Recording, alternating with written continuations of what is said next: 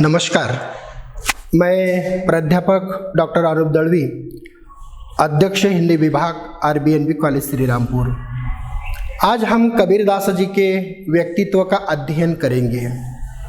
कबीरदास जी जिन्होंने कागज और कलम को कभी स्पर्श नहीं किया था, परंतु उन्होंने जो कुछ कहा वह केवल अपने अनुभवों के आधार पर कहा। इसीलिए कबीर का जो व्यक्तित्व है वह प्रारंभ से लेकर अंत तक क्रांतिकारी व्यक्तित्व है। क्रांति मतलब परिवर्तन, जो परिवर्तन की क्षमता रखता है। यह जो समाज है, इस समाज में अनेक प्रकार के कर्मकांड दिखाई देते हैं, अनेक अंधविश्वास दिखाई देते हैं, अनेक बाह्याचार दिखाई देते हैं। समाजों के बीच अनेक प्रकार के जाति भेद, धर्म भेद दिखाई देते हैं, वर्ण व्यवस्था दिखाई देती है। अतः कबीरदास जी क्रांतिकारी है, क्रांति के प्रतिमूर्ति है, प्रत्यक्ष क्रांति थे। क्रांति स्वतंत्रता का दूसरा नाम है। कबीर स्वतंत्र और स्वतंत्र थे, उन पर कोई बंधन नहीं था। छोटा बड़ा, ऊंच नीच, नया पुराना आदि का उनके संबंध में कोई महत्व नहीं था। महत्व तो था केवल सत्य का। कबीर सच्चे अर्थों में सत्यान्वेषी थे, सत्य के अन्वेषी अर्थात सत्य के खोजी थे, सच्चे अर्थों में सत्यान्वेषी थे। और इसीलिए कबीरदास जी कहते हैं, पंडित मुल्ला जो लिख दिया, छांडी चले हम कछु न लिया। अर्थात पंडितों ने अपने धर्म ग्रंथ में जो जो लिखा है, मुल्लाओं ने अपने धर्म ग्रंथ में जो जो लिखा है, जो उनका साहित्य या उनके विचार समाज में भेदभाव निर्माण करते हैं, दरारें उत्पन्न करते हैं, अंधविश्वासों का निर्माण करते हैं, कर्मकांडों का निर्माण करते हैं, उनका विरोध करने का प्रयास कबीरदास जी ने जीवन भर किया है। और इसीलिए आत्मविश्वास के साथ कबीरदास जी कहते हैं, पंडित मुल्ला जो लिख दिया। अर्थात पंडितों ने जो जो लिखा या मुल्लाओं ने जो जो लिखा उसका मैंने विरोध किया है। पंडित मुल्ला जो लिख दिया, छांडी चले हम। छांडी मतलब विरोध, उसके प्रति मैंने विद्रोह किया है, उनमें से मैंने कुछ नहीं लिया है। छांडी चले हम कछु न लिया, उनमें से मैंने कुछ भी नहीं लिया है। अर्थात इसी तरह से कबीर सत्य के जिज्ञासु थे, सत्य के अन्वेषी थे। इसीलिए कबीर सत्य के जिज्ञासु होने के कारण जीवन भर असत्य, विषमता, आडंबर, कर्मकांड, अंधविश्वास, अनियति आदि के विरुद्ध वह लड़ते रहे। सच्चे शूर की भांति उन्होंने पीछे हटना, ठगना उन्होंने कभी नहीं सीखा था। और इसीलिए कबीर जैसे अड़िग और अथक योद्धा में अक्खड़पन का होना अत्यंत स्वाभाविक ही था। कबीर अक्खड़ और फक्कड़ थे, प्रारंभ से अक्खड़ थे, फक्कड़ थे, मस्त मौला थे, बेफिक्र, निश्चिंत और लापरवाह थे। कबीरदास जी किसी बात की चिंता नहीं करते थे। कबीर निर्भीक, स्पष्टवादी और आत्मविश्वास से परिपूर्ण थे। और यही कारण है कि कबीरदास जी आज के नेताओं की तरह नहीं है, जो नेता स्वयं सोते रहते हैं और दूसरों को जगाते रहते हैं, दूसरों में भ्रम निर्माण करते हैं, भेद निर्माण करते हैं, जाति जाति में, पंथ पंथ में वह उनके जाति के नाम पर, धर्म के नाम पर, वर्ण के नाम पर, वर्ग के नाम पर भेदभाव निर्माण कर कर एक दूसरों के खिलाफ लड़ाते हैं और स्वयं सोते रहते हैं। कबीर ऐसे नेता नहीं थे। कबीर सच्चे अर्थों में नेता थे, नाम मात्र नेता नहीं थे। कुछ कहने के पूर्व सोच समझकर अनुभवित कर लेते थे और फिर पूरी ईमानदारी के साथ उसे अभिव्यक्त करते थे, और जो अभिव्यक्त करते थे उस पर वाडिग रहते थे। और इसीलिए कबीरदास जी में यह आत्मविश्वास दिखाई देता है। परंतु कबीर का यह जो आत्मविश्वास है, उस आत्मविश्वास में तथा उनकी अक्खड़पन में कुछ लोगों को अहम की गंध मिलती है। अहम मतलब अहंकार, जो उन्नति में बाधक होता है। एक बार अहंकार चढ़ गया तो वह मनुष्य कभी भी किसी तरह की प्रगति नहीं कर सकता, उन्नति नहीं कर सकता। और इसीलिए यह अहम भाव मनुष्य की उन्नति में बाधक होता है। जो अन्य लोगों को अहम की गंध जो है वह कबीर के साहित्य में अन्य लोगों को मिलती है, परंतु वह कबीरदास जी का अहम भाव नहीं है, बल्कि उनका आत्मविश्वास दिखाई देता है। और आत्मविश्वास कबीरदास जी का परिपूर्ण था। कबीर का अंगार जैसा व्यक्तित्व बुरे को जलाने के लिए और अच्छे को मार्गदर्शन करने का जो सामर्थ्य है वह रखता है, कबीरदास जी का व्यक्तित्व रखता है।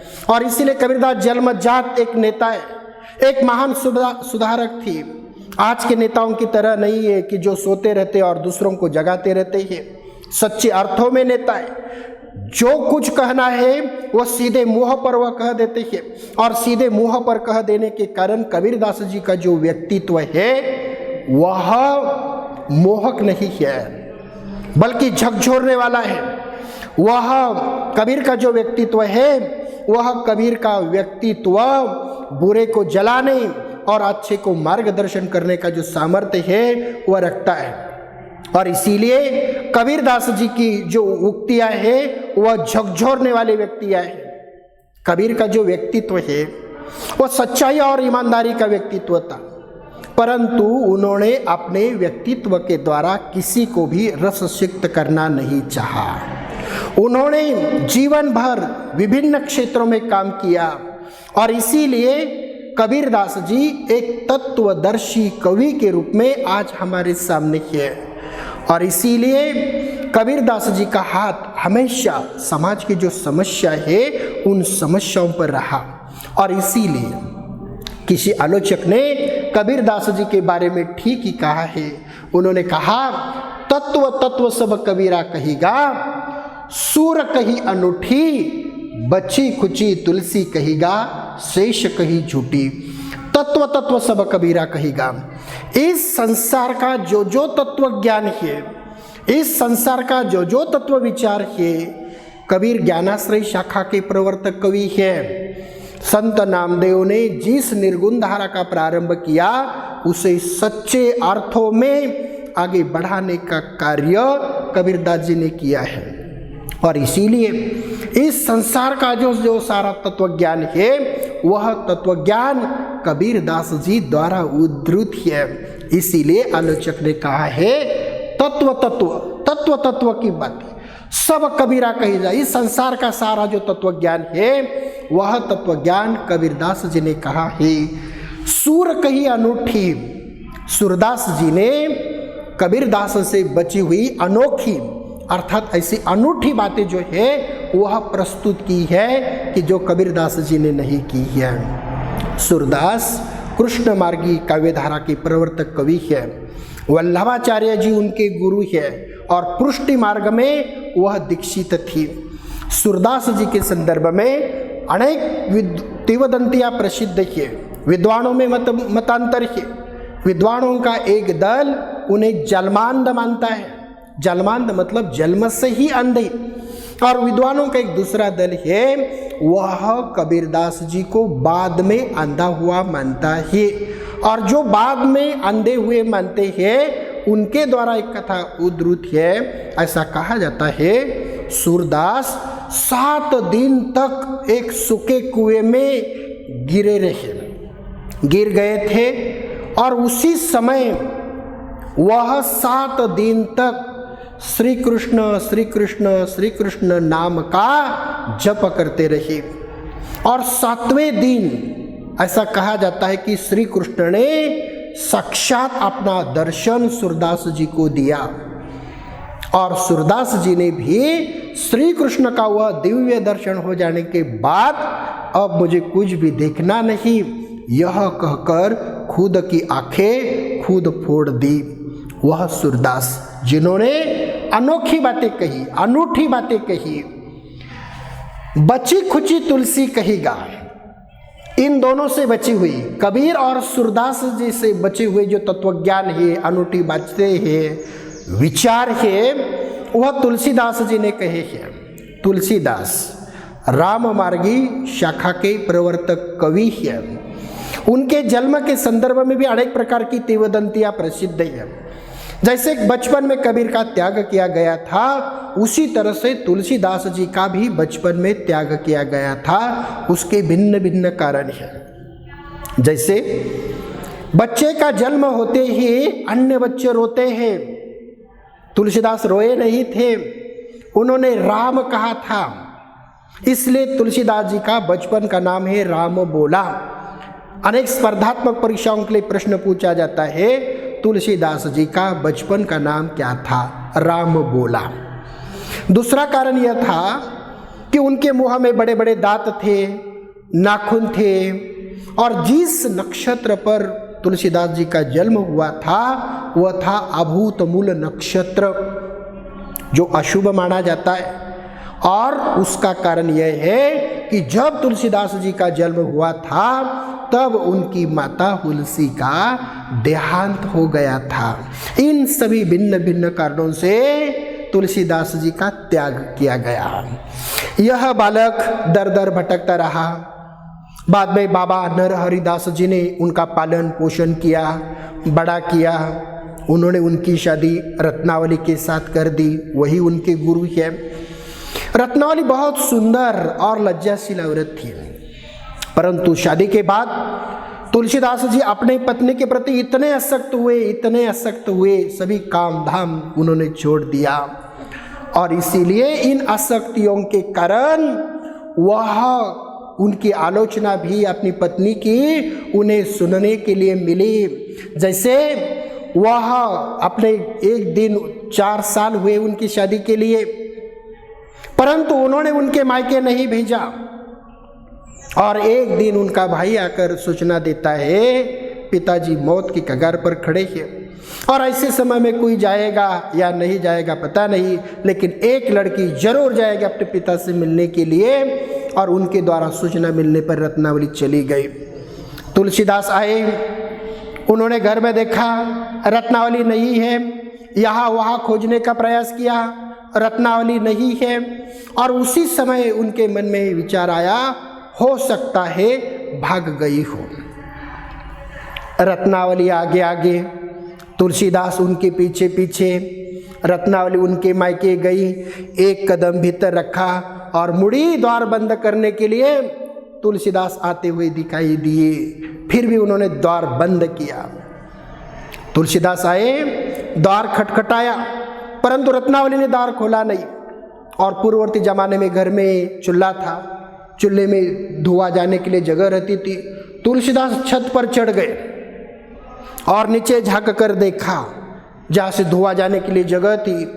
और उसी समय मन में विचार करने लगे, मेरी पत्नी मुझसे कितना प्रेम करती है, मैं ऊपर से न गिरूं, इसलिए उन्होंने रस्सी बांध रखी है। और उस रस्सी को पकड़कर तुलसीदास जी नीचे आए। रस्सी नहीं थी, लटका हुआ सांप था, और उस सांप को पकड़कर तुलसीदास जी नीचे आए। मतलब तुलसीदास अपनी पत्नी के प्रेम में इतने अंधे हो गए थे कि वह रस्सी और सांप दोनों का जो भेद है वह भेद भी वह खुल नहीं पाए। और उसी समय रत्नावली ने उन्हें फटकारा। रत्नावली ने उन्होंने कहा, लाज नहीं आपको, दौरे आए साथ, धिक धिक ऐसे प्रेम को। कहा, कहो नाथ, अस्ति चर्ममय देह, तामे जैसी प्रीति, ऐसी जो श्री राम में भवभूति न होती। अर्थात उन्होंने कहा, आपको कोई लाज नहीं, मेरे पीछे दौड़ कर आए, और मेरा ये जो शरीर बना हुआ है यह हड्डी मांस का बना हुआ शरीर है, और उसके प्रति इतनी आसक्ति अच्छी नहीं। जितना प्रेम तुम मुझ पर करते हो उनमें से एक अंश भी प्रेम अगर तुम श्री राम जी से करते हो तो यह जो संसार है उसका उद्धार हो जाएगा। और उसी समय तुलसीदास जी ने अपनी पत्नी को गुरु रूप मानते हुए काशी में चले गए और 2.5 वर्षों में उन्होंने अपना पहला ग्रंथ लिखा, रामचरितमानस।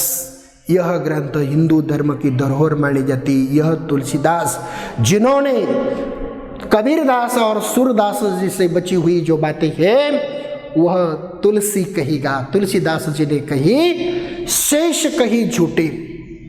कबीर, सूरदास और तुलसीदास, इन तीनों के अतिरिक्त जो कुछ बातें शेष है इस संसार में, शेष कही, इन तीनों के अलावा जिन्होंने कहा सब झूठी है, सभी बातें झूठी है।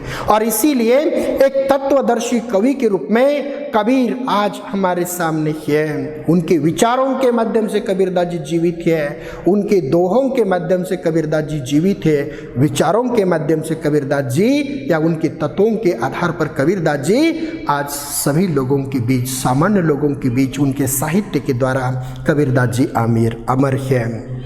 कबीरदास जी के अप्रतिम व्यक्तित्व में सैकड़ों वर्ष पूर्व मानवीय क्षमता के उन सारे रूपों की ओर संकेत कर दिया है जिसकी प्राप्ति के लिए आज इस धरती के लोग प्रयत्नशील हैं। कबीर सच्चे अर्थों में कवि है। वह एक साथ अतीत पर खड़े थे और वह भविष्य के दृष्टा भी थे। इसलिए कबीरदास जी में मिलने वाली जो अखंडता है वह नाथपंथी योगियों के द्वारा उन्हें विरासत में मिली थी। ये नाथपंथी जो योगी है जिन्होंने आचरण की शुद्धता को महत्व दिया, इच्छाओं के संयम को महत्व दिया। मनुष्य के मन में विभिन्न प्रकार की इच्छाएं उत्पन्न होती है, आकांक्षाएं उत्पन्न होती है, उनका संयमन करने का प्रयास नाथपंथी योगियों के द्वारा हुआ। और इसीलिए यह कवि अक्खड़ थे और इसीलिए यह जो अक्खड़ता है, यह अक्खड़ता कबीरदास जी को नाथपंथी योगियों के द्वारा एक विरासत के रूप में प्राप्त हुई है। परंतु फिर भी यह जो अक्खड़ता है, यह अक्खड़ता कबीरदास जी का सर्वप्रथम या सर्वप्रधान गुण नहीं है। कुछ स्थानों पर अक्खड़ता रहित पद जो है वह कबीरदास जी के मिलते हैं। भले उनके स्वभाव में एक और अक्खड़ता एवं अहम भाव हो, परंतु दूसरी ओर स्पष्टता भी उनके विचारों के माध्यम से या उनके स्वभाव के द्वारा हम लोगों को मिलती है। किसी अच्छे अथवा बुरे के साथ एक बार चिपक जाने पर जिंदगी भर उसके साथ चिपके रहना कबीरदास जी को कभी भी स्वीकार नहीं था। कारण वह कबीरदास जी का गुण नहीं था। कबीर सत्य के जिज्ञासु थे और सत्य के जिज्ञासु होने के कारण इस दुनिया की कोई मोह तथा ममता, कोई आकर्षण उन्हें विचलित नहीं कर सकता था। और इसीलिए कबीरदास जी सिर से पैर तक मस्त मौला थे। तात्पर्य यह है कि कभी भी कबीरदास जी ने अपने पुराने कृत्यों के संदर्भ में कभी हिसाब नहीं रखा और न कभी वर्तमान को उन्होंने सर्वस्व समझा। जो व्यक्ति भूतकाल और वर्तमान से संबंध रखता है वह कभी मस्त नहीं हो सकता और वह व्यक्ति भविष्य का दृष्टा भी कभी बन सकता नहीं। इसीलिए कबीरदास जी स्वयं इश्क के मत वाले होने के कारण दुनिया की होशियारी के साथ उन्होंने अपना संबंध जोड़ने का प्रयास किया है। सतत हमेशा अपने आशिक के लिए, माशूक के लिए सिर पर कफन बांधकर भटकते रहे। आशिक या माशूक शब्द का प्रयोग किया है। भक्ति जैसे दैन्य भाव की भक्ति, यह जो दैन्य भाव की भक्ति है, इस दैन्य भाव की भक्ति में विश्वर और भक्त दोनों का संबंध स्वामी सेवक का होता है। दूसरी सख्य भाव की भक्ति, सख्य भाव की भक्ति में विश्वर और भक्त दोनों के जो संबंध है वह संबंध मित्रता के होते हैं। तीसरी माधुर्य भाव की भक्ति, यह माधुर्य भाव की जो भक्ति है, उस माधुर्य भाव की भक्ति में विश्वर और भक्त दोनों के संबंध प्रेमी प्रेमिका के होते हैं। चौथी दाम्पत्य भाव की भक्ति, और दाम्पत्य भाव की भक्ति में विश्वर और भक्त दोनों के संबंध पति और पत्नी के होते हैं। उसी तरह से कबीरदास जी की यह जो भक्ति है, यह भक्ति माधुर्य भाव की भक्ति और दाम्पत्य भाव के अंतर्गत कबीरदास जी की भक्ति आती है। कारण उन्होंने स्वयं को पत्नी रूप या प्रिय से रूप माना है। और वह जो विश्वर है, ब्रह्म है, स्वामी है, उस स्वामी के लिए उन्होंने पति रूप तथा प्रियकर के रूप में उन्होंने चुना है। और इसीलिए अपने स्वामी तथा अपने ब्रह्म की खोज के लिए आजीवन अपने सिर पर कफन बांधकर कबीरदास जी भटकते रहे। और इसीलिए कबीरदास जी ने उस परमात्मा रूपी पुरुष के साथ, उस ब्रह्म के साथ अपना सीधा संबंध बनाए रखा है। और इसीलिए कबीरदास जी कहते हैं, हमन है इश्क का मस्ताना, हम इश्क के मतवाले हैं। और हम इश्क के मतवाले होने के कारण हमन है इश्क का मस्ताना, हमन को होशियारी क्या। और इसीलिए हमारे साथ होशियारी करने की आवश्यकता नहीं है, हमन का यार है साथ में। यार मतलब वो ब्रह्म, वह स्वामी, वह मेरे साथ में ही है। और इसीलिए हमन को इंतजारी क्या, उसका इंतजार करने की मुझे आवश्यकता नहीं है। और इसीलिए कबीरदास जी ने कहा है, हम इश्क के मत वाले होने के कारण हमारे साथ होशियारी करने की आवश्यकता नहीं, हमन का यार है साथ में, हमन को इंतजारी क्या, वह मेरा ब्रह्म, मेरा राम, मेरा स्वामी, वह मेरे साथ में ही है। और इसीलिए उसका इंतजार करने की मुझे आवश्यकता नहीं है। इस प्रकार फक्कड़ राम कबीर आसानी से किसी के धोखे में आने वाले नहीं थे। किसी के साथ दिल जम गया तो ठीक, नहीं तो राम राम कर कर कबीरदास जी चले जाते थे। योग प्रक्रिया और लोक साधना का कबीरदास जी ने डट कर अनुभव किया था। और इसीलिए यह योग प्रक्रिया ठीक से जची नहीं। कबीरदास जी में मिलने वाली यह जो मस्ती थी, लापरवाह की मस्ती थी। कबीर ने अपने ज्ञान, अपने गुरु और साधना को कभी भी संदेह के नजरों से नहीं देखा। कबीरदास जी ने अपना ज्ञान पर विश्वास, कबीर ज्ञानाश्रय शाखा के प्रवर्तक कवि ही थे। और इसीलिए कबीरदास जी ने अपने ज्ञान को कभी संदेह के नजरों से नहीं देखा। और इसीलिए कबीरदास जी कहते हैं, जाति न पूछे साधु की, पूछ लीजिए ज्ञान, मोल करो तलवार का, पड़े रहने दो मैन। जाति मत पूछिए, जाति न पूछे साधु की, क्या पूछ लीजिए, पूछ लीजिए ज्ञान, उसका ज्ञान पूछ लीजिए, वह कितना ज्ञानी है। जाति न पूछे साधु की, पूछ लीजिए ज्ञान, मोल करो तलवार का, पड़े रहने दो मैन। वह मैन उनके जाति जैसा है, वो पड़े रहने दीजिए। और उसका ज्ञान जो है वह ज्ञान महत्वपूर्ण है। और इसीलिए कबीरदास जी ने अपने ज्ञान को कभी भी संदेह की दृष्टि से नहीं देखा। गुरु, अपने गुरु को भी कभी संदेह के नजरों से नहीं देखा। गुरु आत्मा और परमात्मा दोनों के बीच एक महत्वपूर्ण दुआ होता है, जो आत्मा का परमात्मा के साथ अपना संबंध जोड़ने का वह प्रयास करता है। और इसीलिए कबीरदास जी ने अपने गुरु को महत्व दिया है। और इसीलिए कबीरदास जी कहते हैं अपने दोहों के रूप में, सारी धरती कागज करो, लेखनी सब वनराई, सात समुद्र की मशी करो, फिर भी गुरुगुण लिखा न जाई। अर्थात कबीरदास जी कहते हैं, ये सारी जितनी धरती दिखाई देती है, ये सारी धरती कागज करो, इन सभी धरतियों का कागज तैयार करो। लेखनी सब वनराई, इस धरती पर जितनी वनराई है उसकी मैं लेखनी तैयार करूंगा। सात समुद्र की मसी करो, मसी मतलब शाही, सात समुद्र में जितना पानी है उसकी शाही तैयार करूंगा। सात समुद्र की मसी करो, फिर भी गुरु गुण लिखा न जाए, फिर भी अपने गुरु का जो गुण है वह कभी लिखा नहीं जा सकता। इसलिए अपने ज्ञान, गुरु और साधना, साधना मतलब जो तपस्या मैं कर रहा हूँ, जो अध्ययन मैं कर रहा हूँ, जो साधना मैं कर रहा हूँ, जिसके बलबूते पर मुझे किसी लक्ष्य पर जाना है, किसी मंजिल तक जाना है, उसे कभी भी कबीरदास जी कहते हैं कि संदेह के नज़रों से नहीं देखना चाहिए। कबीरदास जी में आत्मनिष्ठा या उनकी जो आत्मनिष्ठा है, उस आत्मनिष्ठा में कहीं भी दुर्बलता दिखाई नहीं देती। कबीर के लिए एक साधना एक संग्राम स्थली थी, एक युद्ध भूमि थी, जहाँ कोई वीर तथा शूरी पहुँच सकता है, जिसे अपने सिर को उतार देने की कला अवगत नहीं, वह इस मार्ग का राही कभी बन सकता नहीं। कबीरदास जी जिस साई की साधना करते थे वह मुक्त की बातों से मिलने वाला नहीं था। जिस साई से अपना सिर देकर ही उनके साथ सौदा किया जा सकता है।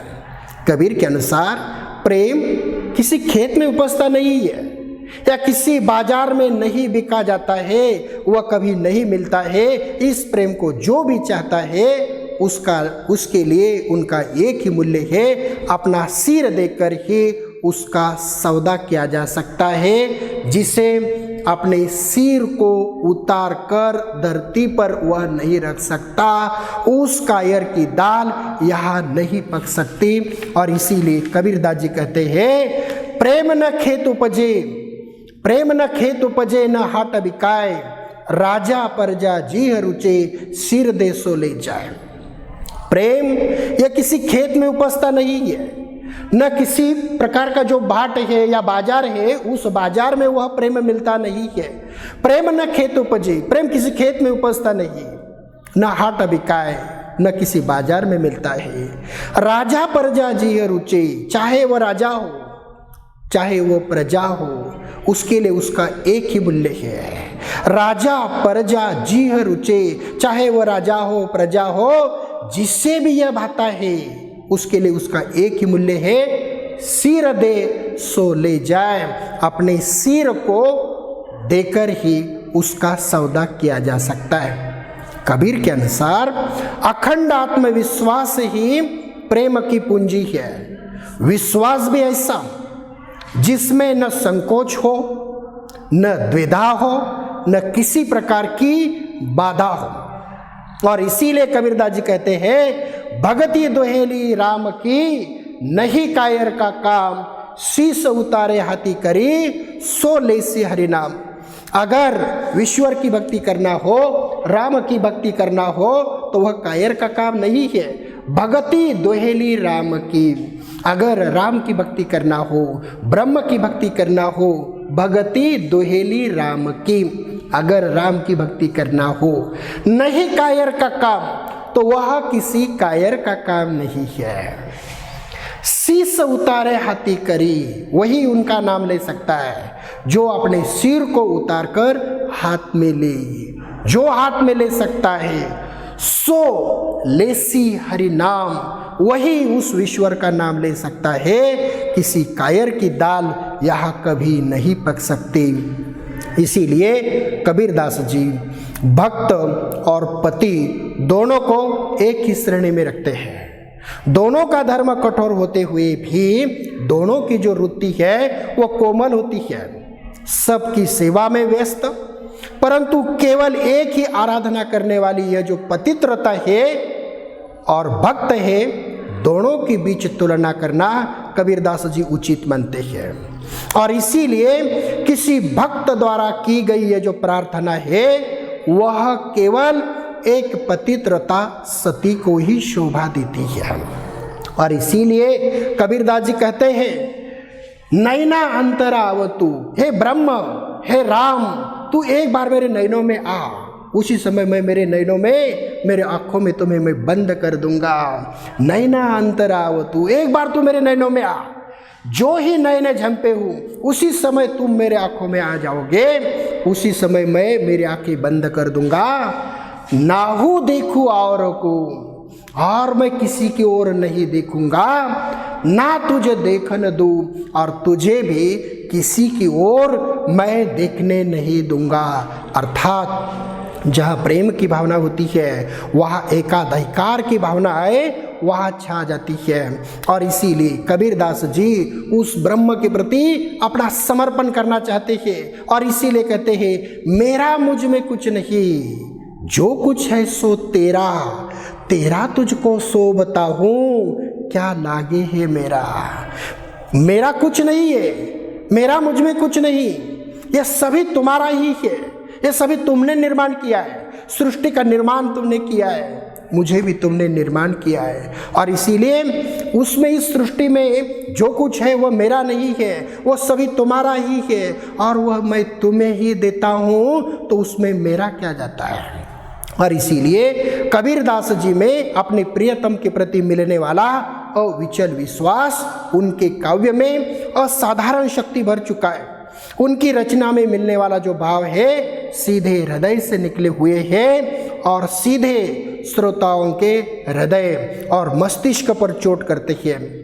कुछ विद्वानों के अनुसार कबीरदास जी में मिलने वाला प्रेम भक्ति का यह पौधा एक और भावुकता की आंच से मुरझा जाता है और दूसरी ओर तुषारपान से वह मूल्यवित हो जाता है, परसवित हो जाता है, मुरझा जाता है। परंतु वास्तविकता है कि यह जो पौधा है, इस पौधे को न कोई आंधी उखाड़ सकती है, न कोई तूफान उखाड़ सकता है।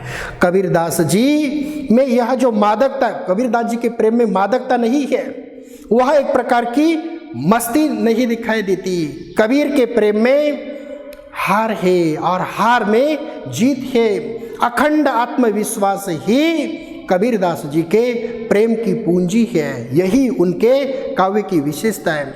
और इसीलिए अपने साई के प्रति अड़िग भक्ति होने के कारण कबीरदास जी स्वयं का जो परिचय है वह साई के कुत्ते के रूप में देने में वह लजाते नहीं। इसीलिए स्पष्ट कहते हैं, उस साई ने मुझ कुतिया के गले में रस्सी बांध रखी है।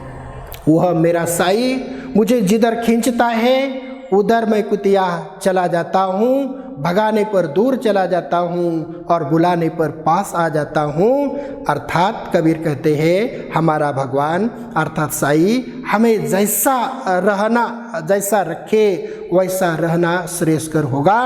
हमारा साई जो दे उसे लेना हमारा कर्तव्य है। और इसीलिए कबीरदास जी की भाषा जितनी सरल एवं तेज है उतनी ही वह प्रभावशाली दिखाई देती है। इसीलिए कबीरदास जी के पंक्तियों में, उनकी भाषा में व्यंग्यात्मकता तथा उपहास का जो भाव है वह हम लोगों को दिखाई देता है।